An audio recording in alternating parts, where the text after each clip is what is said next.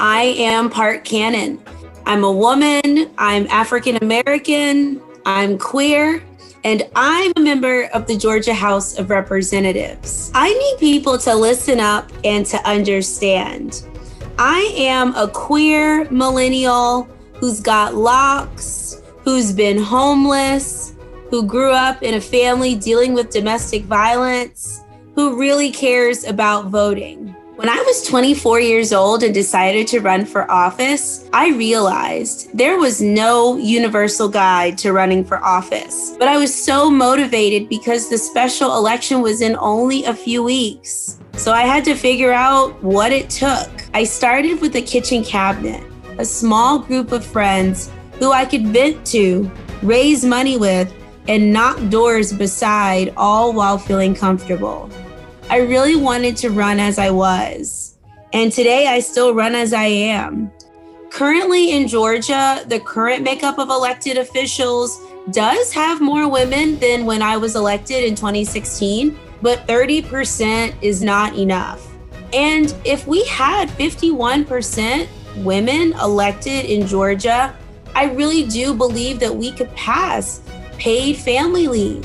I really do believe we would care more about voting rights. Also, I feel as though we would make sustainable progress on issues like infant mortality and maternal mortality, as well as school safety and school funding. Without a doubt, we know that young elected officials experience harassment and frustrations that stem from biases, whether they're implicit biases or explicit biases. What we all have to remember is that it's intersectionality that wins at the end of the day. I know that because of being a part of the queer community. When the HIV decriminalization bill came up, I knew how to vote.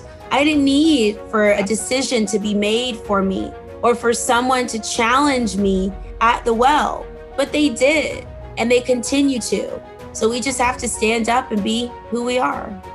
As the current youngest lawmaker in the state of Georgia, I really feel there's an opportunity to bring more young people to the table on policymaking conversations.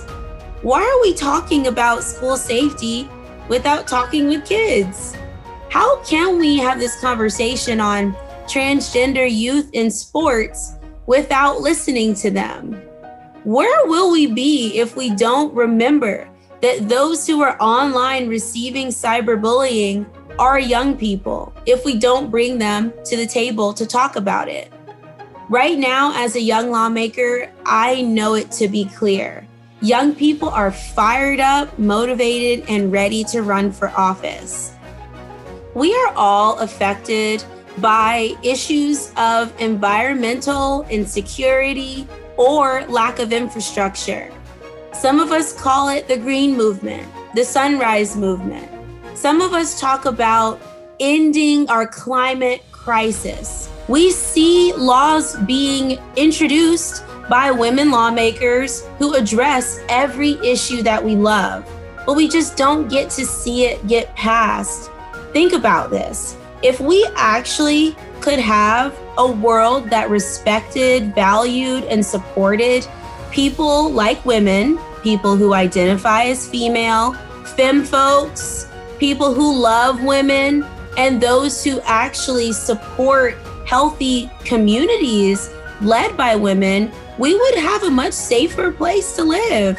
Now is the time to run for office.